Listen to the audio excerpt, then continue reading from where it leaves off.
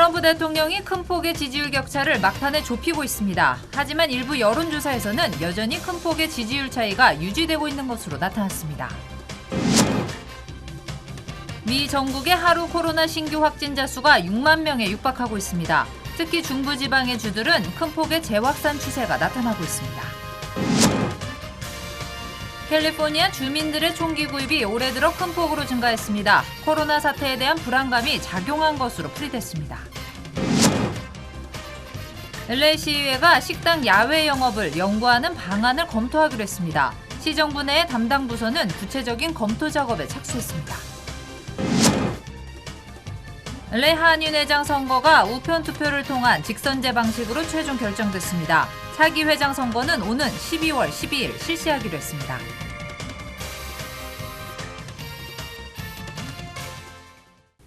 네, 캘리포니아주의 총기 구입이 크게 증가했습니다. 코로나 사태에 따른 불안감이 반영된 것으로 분석됐습니다. 관련 소식 잠시 뒤에 전해드리겠습니다. 네, 대통령 선거 이제 14일 앞으로 다가왔습니다. 조 바이든 후보와 트럼프 대통령 간의 지지율 격차가 좁혀지고 있다는 여론조사 결과가 잇따르고 있습니다. 특히 경합주는 치열한 접전을 펼치고 있는 것으로 나타났습니다. 먼저 김윤수 특파원이 보도하겠습니다.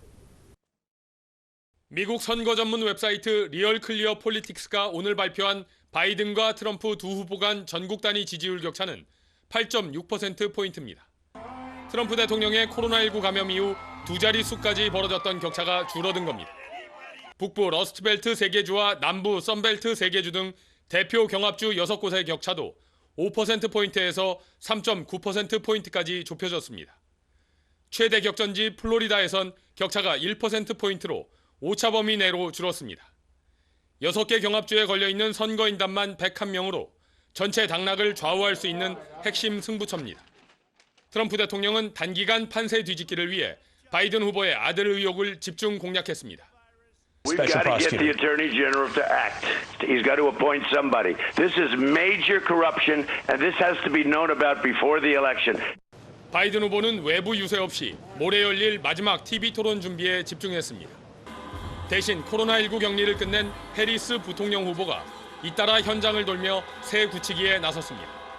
Why are so many powerful people trying to get in the way of us voting? Because they know when we vote, we win.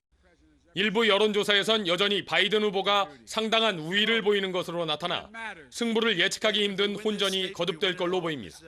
워싱턴에서 SBS 김윤수입니다. 네, 하지만 뉴욕타임스 여론조사 결과는 조금은 다릅니다. 조 바이든 후보가 여전히 큰 폭의 격차를 유지하고 있다고 보도했습니다. 트럼프 대통령을 9%나 앞서고 있다는 여론조사 결과였습니다. 계속해서 이재린 기자입니다. 민주당의 조 바이든 후보가 도널드 트럼프 대통령보다 10%포인트 가까이 앞서고 있는 것으로 나타났습니다. 뉴욕타임스와 시에나 대학이 최근 실시한 여론조사에 따르면 바이든 후보를 뽑겠다고 답한 사람은 50%, 트럼프 대통령은 41%로 조사됐습니다.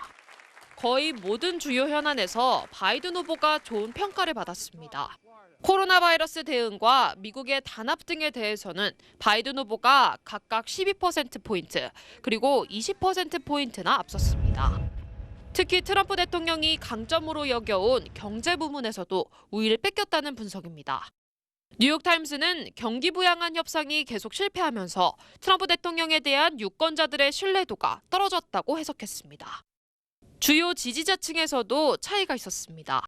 바이든 후보는 여성으로부터 압도적인 지지를 받은 반면 트럼프 대통령은 여전히 고졸 이하의 백인으로부터 탄탄한 지지를 받고 있는 것으로 조사됐습니다. 하지만 트럼프에 대한 고졸 이하 백인 유권자들의 지지율도 4년 전보다는 줄었다고 강조하기도 했습니다. 인종별로도 백인 유권자는 트럼프 대통령을 더 지지하는 반면 비백인 유권자들은 68%가 바이든 후보를 지지하며 온도차를 보였습니다. 이번 여론조사는 지난 15일부터 3일간 투표 의사가 있는 유권자 987명을 대상으로 실시했으며 오차 범위는 플러스 마이너스 3.4%포인트입니다. SBS 이재린입니다. 네, 코로나 관련 소식 전해드리겠습니다. 캘리포니아 주 내의 신규 코로나 확진자 수 2주 평균은 감소세를 계속 이어가고 있습니다. 오렌지 카운티의 경우에는 조만간에 위험 등급을 한 단계 더 낮출 수 있을 것으로 전망됐습니다. 하지만 리버사이드 카운티는 확진자가 빠르게 증가하고 있다고 합니다. 보도에 김민우 기자입니다. 캘리포니아 주정부는 오늘부터 타투와 마사지샵 그리고 제모샵에 대한 실내 영업을 전격 허용했습니다. 지난 8월 실내 영업이 허용된 미용실과 지난달 허용된 네일샵에 이어 추가 완화 조치가 이뤄진 겁니다. 캘리포니아주는 3,186명의 신규 확진자 수를 기록하며 완만한 감소세를 이어갔습니다. 마크 갈리 캘리포니아주 보건국장은 오늘부터 타투와 마사지샵 그리고 제모샵에 대한 실내 영업을 허용한다고 밝혔습니다. We started out with hair salons, barber shops open in Tier 1. We later added nail salons. And today we're adding things like tattoo parlors, hair removal, and massage businesses. So all of those personal services, as we've categorized them, are now in Tier 1. 하지만 완화 조치가 각 카운티 정부의 상황에 따라 달라질 수 있다고 덧붙였습니다. LA 카운티는 주정부의 추가 완화 조치 규정을 검토하고 있다며 카운티 보건국과 함께 개방 시기에 대해 논의할 것이라고 전했습니다. 신규 확진자 수가 꾸준히 줄고 있는 오렌지 카운티는 현재 레드 단계에서 다음 단계인 오렌지 단계로 내려갈 수 있을 전망입니다. 프랭크 김 오렌지 카운티 CEO는 코로나19 위험 등급을 결정하는 인구 10만 명당 확진자 수와 확진자 판정률이 완만하게 감소하고 있다고 밝혔습니다. 확진자 판정 비율은 오렌지 단계를 충족하고 있지만 인구 10만 명당 확진자 수가 4.6명으로 기준인 3.9명에 조금 못 미칩니다. 그러나 1일 신규 확진자 수가 130명 이하로 꾸준히 유지될 경우 조만간 오렌지 등급에 들어갈 가능성이 높다고 강조했습니다. 이에 반해 리버사이드 카운티는 최근 신규 확진자 수가 꾸준히 증가하면서 레드 단계에서 다시 퍼플 단계로 하락했습니다. 오늘 하루 593명의 추가 확진자 수를 기록하며 2주 전인 지난 6일에 비해 4배 이상 폭증한 것으로 집계됐습니다. LA에서 SBS 김민우입니다. 미 전국의 신규 코로나 확진자 수는 하루 6만 명에 육박하고 있습니다. 한 달 전보다 70% 이상 급증한 수준입니다. 중부지방주들의 확산세가 우려스러운 수준까지 올라갔습니다. 이재린 기자입니다. 미국 내 하루 평균 신규 코로나 환자 수가 6만 명에 근접하고 있습니다. 최근 일주일간 하루 평균 신규 확진자 수는 5만 8,300명을 웃도는 것으로 집계됐습니다. 한 달 전보다 70%나 증가했고 불과 지난주와 비교해도 10%나 늘어난 수치입니다. 뉴멕시코와 몬타나 그리고 텍사스주까지 미국 중서부가 주요 재확산 지역으로 꼽히고 있습니다. 특히 지난주 코로나 입원 환자 수는 14개 주에서 역대 최고치를 기록하게 됐습니다. 아켄소와 네브라스카, 오클라호마주 등입니다. 미국 전체에서 유일하게 감소세를 기록한 곳은 하와이주였습니다. Over the next 5 or 6 months, I think up through February or March of next year, we are heading into the worst part of this pandemic for this country. 코로나19가 재확산 움직임을 보이자 미시시피주는 병원들의 병상 수용 능력을 확보하도록 요구하기도 했습니다. 전문가들은 본격적인 가을 겨울철에 진입하면서 환자가 증가할 거라고 우려하고 있습니다. 또 각종 모임이 많아지는 연말까지 겹치면서 증가세는 최악의 수준에 이를 거라는 전망까지 나오고 있습니다. SBS 이재린입니다. 네, 코로나 사태 이후에는 총기 구입까지 크게 증가했습니다. 지난 3월 이후 캘리포니아 주민 11만여 명이 새롭게 총기를 구입한 것으로 조사됐습니다. 전용훈 기자입니다. 코로나19 팬데믹 이후 총기를 구입하는 캘리포니아 주민들이 급증했습니다. UC 데이비스 연구진은 최근 실시한 여론조사에서 캘리포니아 주민 11만 명이 총기를 구입한 것으로 나타났다고 발표했습니다. 코로나19가 시작된 지 겨우 5개월 동안의 수치입니다. 더구나 총기 구입자 가운데 43%는 처음으로 총기를 구매한 것으로 나타났습니다. 현재 캘리포니아주에는 최대 4만 7,300여 가구가 새로운 총기 소지 가구로 집계됐습니다. 일부 연구에서는 지난 3월과 5월 사이 미 전역에서 총기 판매율이 64%나 상승했다는 집계도 나왔습니다. 최근 총기를 구매한 사람들 76%는 구매 이유를 사회적 무질서라고 답했습니다. 또 56%는 코로나19 사태로 인한 수감자들의 석방, 49%는 정부의 규제를 꼽았습니다. LA에서 SBS 전영웅입니다. 네. 올해 초부터 지난달 말까지 LA시 지역의 살인 사건도 크게 증가한 것으로 집계됐습니다. 비영리 단체인 크로스타운은 보고서를 통해 LA 지역 살인 사건은 모두 230여 건으로 지난해보다 20%나 증가했다고 발표했습니다. 지난 7월의 경우에는 한 달 동안 무려 40여 건의 살인 사건이 발생했습니다. 하지만 살인 사건을 제외한 다른 범죄들은 오히려 9.7%나 감소했습니다. 네, 계속하겠습니다. 야외 영업을 영구히 실시하는 프로그램을 LA 시의회가 적극 검토하기로 했습니다. 보다 구체적인 검토 작업을 시정부 내 담당 부서가 진행하라고 결정했습니다. 보도에 이상민 기자입니다.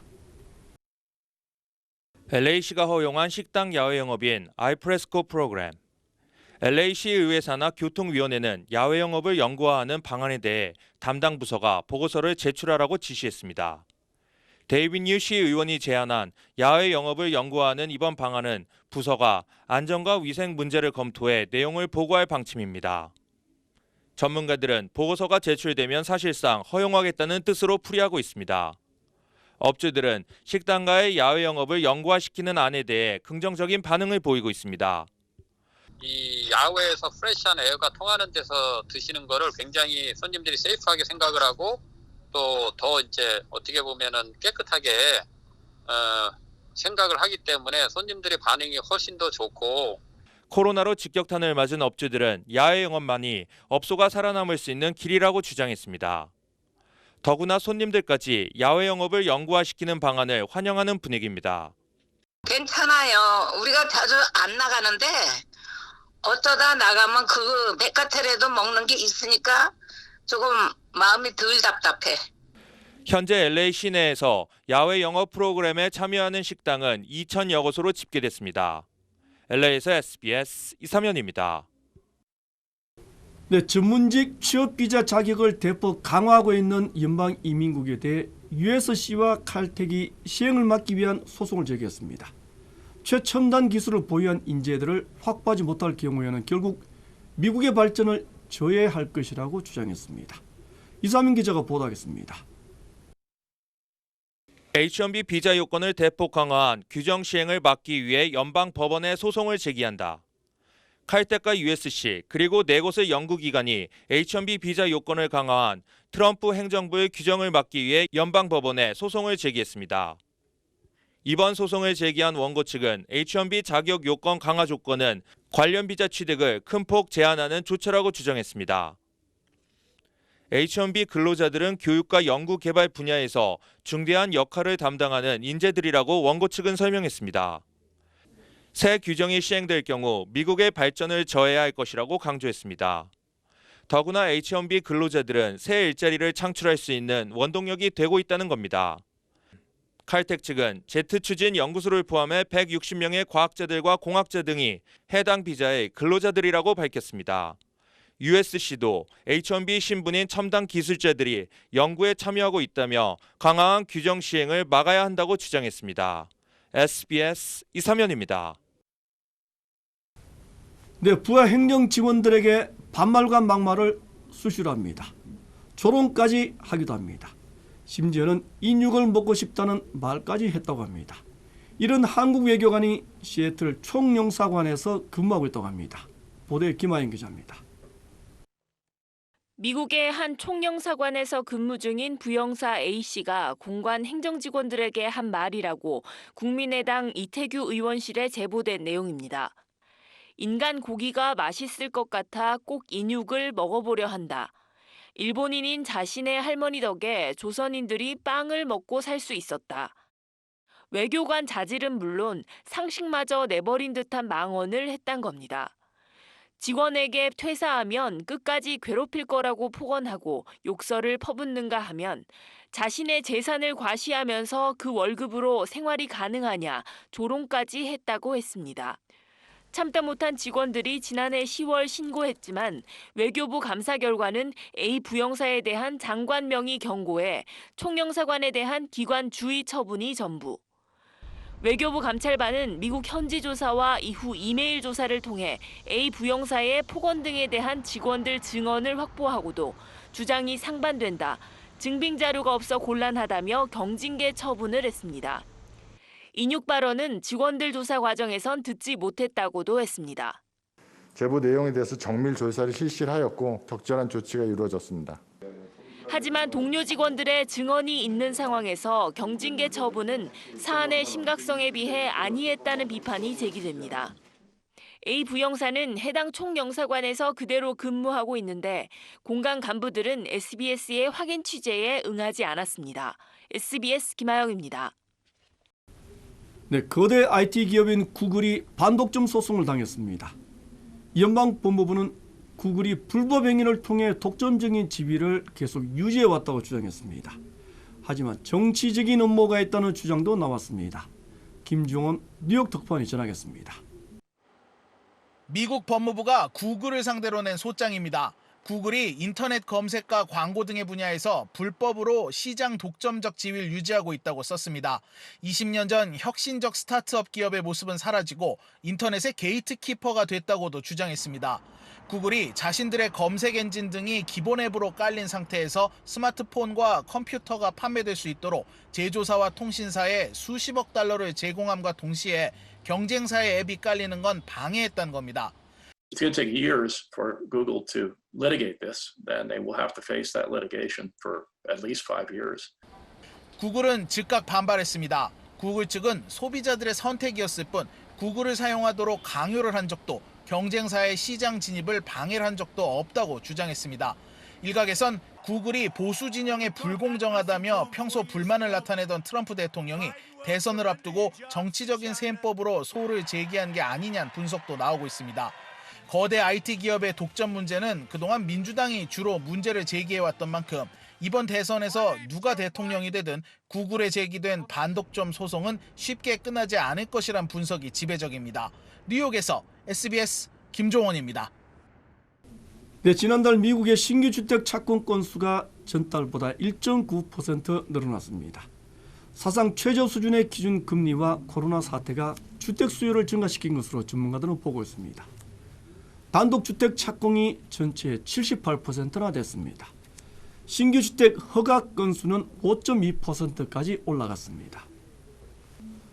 네, 다음 소식 전하겠습니다. 지난 평창 동계올림픽 당시에 개막식 직전에 발생했던 해킹 사건, 그 주범은 북한이 아닌 러시아 군 정보기관의 소유인 것으로 드러났습니다. 김영하 기자가 보도하겠습니다.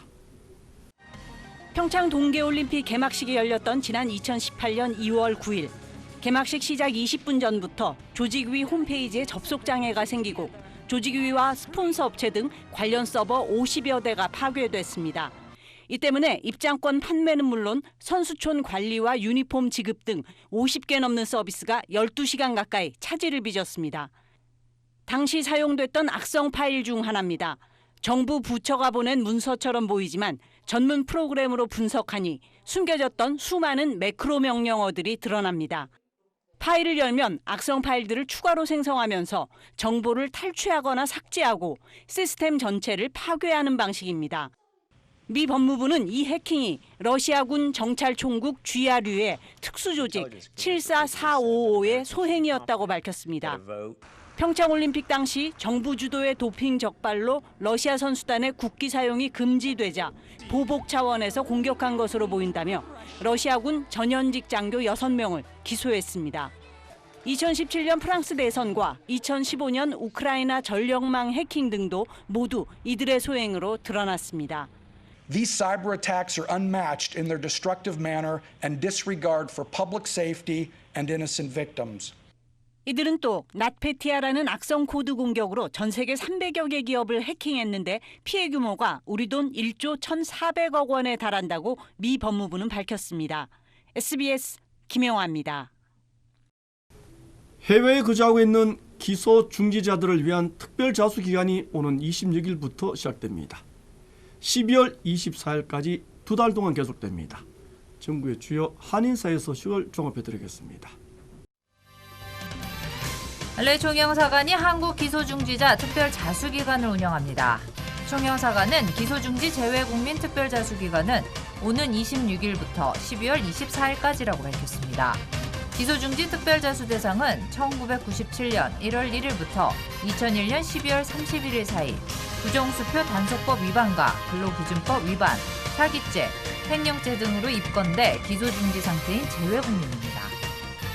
아시아나항공이 미주 노선 비즈니스 티켓 구매 고객을 대상으로 개인 위생 키트를 제공합니다. 위생적이고 안전한 기내 위생을 제공하고 있는 아시아나는 오는 11월 8일까지 발권하고 12월 15일까지 LA와 뉴욕, 샌프란시스코 등에서 출발하는 비즈니스 클래스 항공권 구매 고객을 대상으로 고급 마스크 3매와 스프레이형 손세정제 2개, 향균 티슈와 파우치로 구성된 아시아나 케어 키트를 제공한다고 밝혔습니다. 헌팅턴 비치시가 공공장소에서 자전거를 사고 팔거나 수리하는 것을 금지합니다. 시의회는 최근 자전거 절도 사례가 늘어나면서 이를 방지하기 위해 공공장소에서 자전거 매매나 수리 금지 조례를 만장일치로 가결했습니다. 이 조례는 다음 달 4일부터 발효됩니다. 뉴욕 스테이트 툴웨이가 다음 달 중에 현금 통행료 징수를 중단하고 캐시리스 톨을 전면 시행합니다. 뉴욕 스테이트 툴웨이 어토리티는 570마일 구간에 위치한 톨부스를 없애고 캐시리스 시스템 설치를 완료했으며 11월 중으로 캐시리스 톨을 전면 시행한다고 발표했습니다. 미네소타주 한 태권도장의 한인 사범이 미성년자 학생을 성폭행한 혐의로 체포됐습니다. 경찰은 프레리 지역 태권도장에서 일해온 이모 씨가 지난 2018년 당시 15세였던 여제자를 여러 차례 성폭행한 혐의로 체포했다고 밝혔습니다. 이 씨는 미성년 성범죄 1급 혐의 2건으로 체포돼 현재 구치소에 수감돼 있습니다. 네, 차기 LA 한인회장 선거는 우편 투표를 통해 직접 선출하는 방식으로 결정됐습니다. 출마가 유력하게 거론되는 일부 인사들은 이미 결심을 굳힌 것으로 전해졌습니다. 전용 기자가 취재했습니다. 제35대 LA 한인회장 선거는 우편 투표를 포함한 직접 선거로 LA 한인회가 오는 12월 12일을 차기 회장 선거일로 정하고 선거 규정을 공식 발표했습니다. 어떻게 하면은 가장 공정하고 또 좋은 후보자가 나와서 선전을 서로 선의의 경쟁을 할 수 있는 그 기본 토대를 만드는 게 좋을까 해서 엄청난 고민과 심사숙고를 거쳐서 이번에 변경이 예상됐던 공탁금 규정은 기존과 같이 5만 달러로 유지됐습니다. 다만 경선이 치러질 경우 각 후보는 추가로 선거 비용 10만 달러를 더 납부해야 합니다. 우편 투표 한인회가 없었어요. 근데 이번에 우리가 이 코비드-19 이것도 있지만은 이번 기회에 우리도 미국 선거 제도를 같이 따라가지 않느냐. 한인회는 우편 투표 비용 등이 늘어난 점을 감안해 선거 비용을 늘렸다는 설명입니다. 대신 출마하는 회장 후보들이 기금 모금 활동을 전면 허용하겠다는 방침입니다. 저나 우리 로라 전 회장님 특별히 이번엔 나가는 거기 때문에 축제 장의로 해놓고 모든 분들이 여기에 동참할 수 있도록 길을 터놓은 거예요. 그리고 이렇게 해야만 앞으로 미국 선거 제도에 우리가 가까이 가고 있습니다.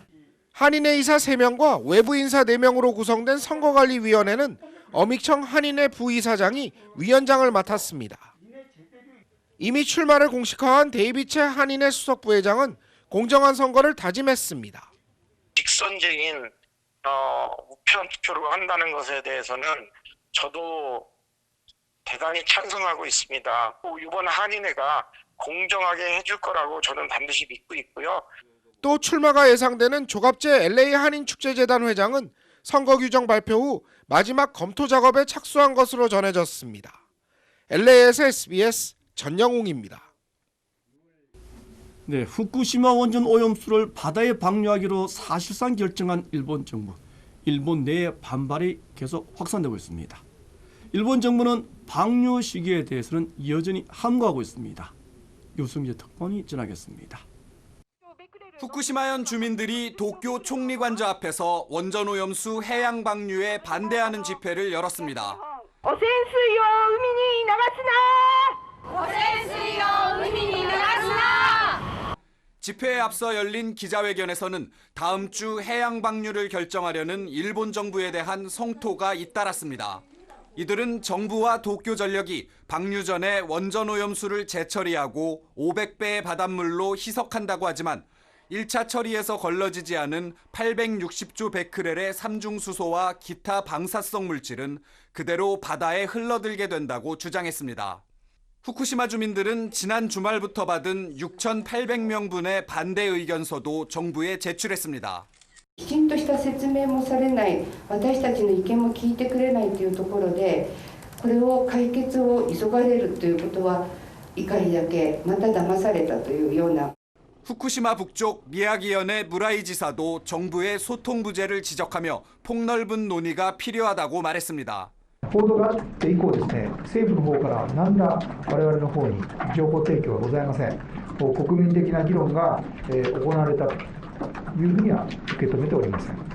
원희룡 제주지사도 원전 오염수는 태평양을 접한 모든 나라들의 문제라며 일본 정부가 해양 방류를 강행하면 한일 양국 법정에 민형사 소송을 제기하겠다고 밝혔습니다.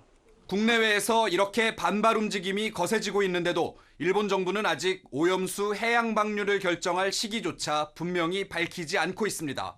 도쿄에서 SBS 유성재입니다. 한국 수도권 지역의 집을 구입하기 위해서는 자금 출처를 모두 밝혀야 하게 됐습니다. 투기를 막기 위한 조치라고 합니다. 한국 정부는 오는 27일부터 시행에 들어갈 예정입니다. 한세영 기자입니다. 잇따른 부동산 대책으로 고가 주택 거래는 크게 위축됐지만 서울 강북 등지의 중저가 아파트를 찾는 수요는 비교적 꾸준합니다. 자금 조달 계획서 제출 여부도 거래에 영향을 미칩니다. 여기 보세요. 왜 이렇게 많을까요? 다 2억 9천원을 2억 9천원, 2억 9천원만 다 3억 미만인데 여기는 자금 조달 계획서를 안 쓰기 때문에 이렇게 많은 거예요. 자금 조달 계획을 신고하지 않아도 되는 집들은 투기 수요가 몰리기도 합니다. 대구분 2분 계셨고 부산분 1분, 전라도 광주분 1분 계셨고 여기는 한 2억 정도면 되니까. 앞으로는 투기 과열지구나 조정 대상 지역 등 규제 지역에선 집값에 관계없이 자금 조달 계획서를 내야 합니다. 자금 조달 계획을 객관적으로 입증할 수 있는 증빙 자료 제출 대상도 확대됩니다. 지금은 투기 과열지구에서 9억 원 넘는 집을 살 때 예금 잔액 증명서나 증여세 신고서 등 증빙 자료를 제출해야 하지만 앞으로는 투기 과열지구면 집값이 얼마든 내야 합니다. 중저가 단지에서 저가 투자를 하려던 수요자들도 세무조사나 입주계획, 자금 조달에 대한 신고 부담을 느끼면서 투기 수요 심리가 조금 누그러질 것으로 보입니다. 또 법인이 집을 사고 팔 땐 회사 현황과 거래 상대방과의 특수관계 여부, 취득 목적도 신고해야 합니다. 법인이 집을 살 땐 지역이나 집값에 관계없이 자금 조달 계획서도 내야 합니다. 법인을 통한 편법 증여나 투기 등을 막기 위해서입니다. 법인이 주택을 취득해서 운용하고 처분하는 모든 단계에 있어서 개인보다도 오히려 불리하게 취급하겠다라는 어떤 의지가 확실하게 느껴져요. 강화된 규제는 오는 27일부터 시행됩니다. SBS 한세연입니다. 아직도 이런 외교관이 있나 하는 생각입니다. 계약직인 행정직원들에게 반말의 욕설까지 다반사를 하는 외교관. 시애틀 총영사관에 근무하는 고위급 영사라고 합니다. 그런데 한국 외교부는 경고라는 가장 낮은 징계만 했다고 합니다. 문제는 시애틀 총영사관만이 아니라는 점입니다. 영사를 무슨 큰 벼슬로 인식하는 한국 외교관들. 한국 정부는 외교관 인성 교육부터 다시 시작해야 하겠습니다. 이 말씀 마치겠습니다. 고맙습니다.